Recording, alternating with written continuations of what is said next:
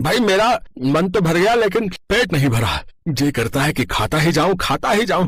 कितना स्वादिष्ट बना लेती है मेरी लाडो, जबकि सिखाने के लिए तेरी माँ भी नहीं है। तेरे बचपन में ही तुझे छोड़कर भगवान को प्यारी हो गई। वैसे तूने कहाँ से सीख लिया ये सब? बाबा, वो पड़ोस में सुनीता काकी है ना, उन्हीं से सीखा है। वो सब तरह का खाना, चाट पकौड़ी सब बना लेती है। बड़ा प्यार करती है वो मुझे। मैं उनकी काम में मदद जो कर देती हूँ। अच्छा, फिर तो कल तुम्हारे जन्मदिन पर हम उनकी भी दावत कर देते हैं। आखिर उन्हीं के कारण मुझे इतना अच्छा खाना जो मिल रहा है बिटिया के हाथों। ठीक है बाबा, लेकिन भूलना मत मेरे लिए नया सूट लेकर आना जन्मदिन पर। वो दोनों काफी खुश थे, लेकिन उनके भाग्य में खुशी नहीं लिखी थी। जगमोहन टिफिन लेकर काम पर चला गया, लेकिन फैक्ट्री में बॉयलर फट गया। 12 कारीगरों की उसमें मौत हो गई, जिसमें जगमोहन भी था। अब टीना बिल्कुल अकेली रह गई। उसकी दूर की रिश्ते की बुआ सुलोचना उसे अपने साथ ले गई, लेकिन अपने घर लाकर तो उसने उसे नौकरानी ही बना लिया। वो सारे घर का काम उससे लेती और उसे ठीक से खाने को भी नहीं देती। काम करने में मौत आती है ना तुझे, वो तो मैं रहम खाकर तुझे ले आई, नहीं तो भूखी मरती। चल अब काम कर। एक रोज टीना को काफी तेज बुखार आया। उस रोज उसकी नींद नहीं खुली। ये मैडम अभी तक सोई पड़ी है, घर का सारा काम बाकी है। बुआ जी, आज मेरी तबीयत ठीक नहीं है, तेज बुखार है, मुझसे काम नहीं होगा। रुक, मैं तुझे अभी डंडा लगाती हूँ, फिर तेरा सारा बुखार भाग जाएगा। सुलोचना जैसे ही डंडा लेने गई, टीना डर के मारे भाग खड़ी हुई। उसे चक्कर आ रहे थे। भागते भागते वो थक गई और बेहोश होकर सड़क पर गिर पड़ी। वहीं पास में एक बस्ती थी, उसमें रहने वाले मनोज की नजर उस पर गई तो वो उसे उठाकर घर ले आया। देखो ममता, कितनी प्यारी बच्ची है, न जाने किस मुसीबत में फंसी है। इसे तो तेज बुखार है, जल्दी से डॉक्टर को बुलाओ। डॉक्टर ने उसे दवाई दी तो कुछ देर बाद उसे होश आया। मैं कहाँ हूँ? बेटी, तुम सड़क पर बेहोश हो गई थी, इसलिए मैं तुझे यहाँ ले आया। चलो मैं तुम्हें तुम्हारे घर छोड़ कर आता हूँ। तुम्हारे माँ बाप परेशान हो रहे होंगे ना? ये सुनते ही टीना रोने लगी। मेरा तो इस दुनिया में कोई नहीं है, अब मैं कहाँ जाऊंगी? ये सुनते ही ममता और मनोज उदास हो गए। अब हमारे तो खुद ही खाने के लाले पड़े हैं, फिर हम इसका पेट कैसे पालेंगे? लेकिन जमाना भी तो कितना खराब है, इसे यूं अकेला भी तो नहीं छोड़ सकते ना। अगले दिन मनोज, ममता और रौनक मजदूरी करने चले गए। तब तक टीना ने घर का सारा काम कर दिया, साथ ही बड़ा स्वादिष्ट खाना भी बनाकर तैयार रखा था। शाम को जब वो थके हारे घर लौटे तो ये सब देखकर हैरान रह गए और खाना खाकर तो वो बहुत खुश हुए। वाह, तुम तो खाना बहुत ही स्वादिष्ट बनाती हो।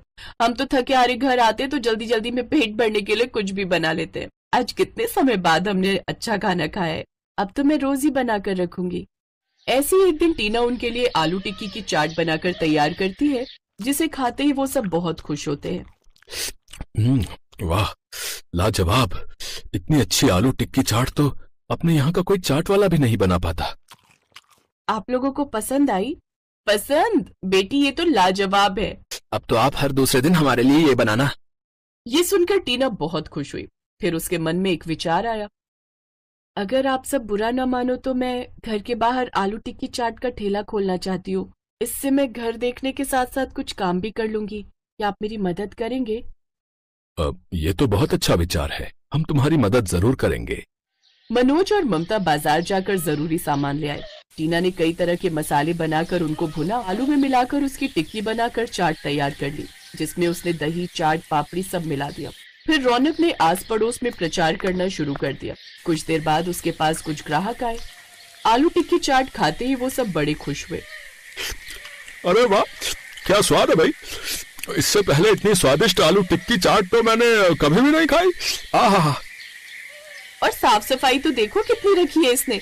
वाह वाह, लाजवाब। अब ग्राहकों को उसकी चाट काफी पसंद आने लगी।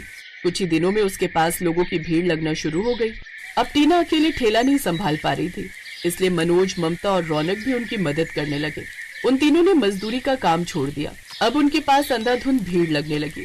जितना वो तीनों 10 दिन में मजदूरी करके कमाते थे, उतना तो ठेले पर एक दिन में कमाने लगे। अब वो सब बहुत खुश थे। लोग दूर दूर से उनके पास चाट खाने आते थे।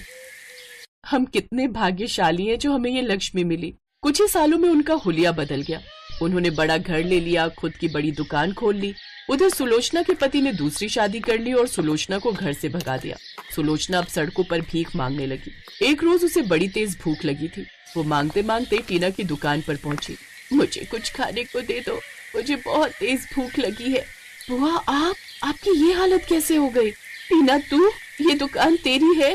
तभी ममता ने अंदाजे से उसे पहचान लिया और बोली, बहन, बुरे समय में हमें परेशान आदमी की मदद करनी चाहिए, ना कि उसे सताना चाहिए। आपने टीना को सताया, इसलिए आपको ये फल मिला और टीना को उसकी करनी का फल। मुझे माफ कर दो टीना बेटी, मैंने तुम्हारी रिश्तेदार होकर तुम्हारे साथ ऐसा किया। शायद इसलिए ऊपर वाले ने मुझे आज तक संतान सुख नहीं दिया और मेरे पति ने दूसरी शादी करके मुझे घर से निकाल दिया। सुलोचना को टीना ने माफ कर दिया। अब वो भी उसी की दुकान में काम करने लगी। अब सब टीना को खूब प्यार करते। बहुत कम उम्र में ही उसने खूब तरक्की कर ली थी। हर जगह वो आलू टिक्की चाट वाली के नाम से मशहूर हो गई।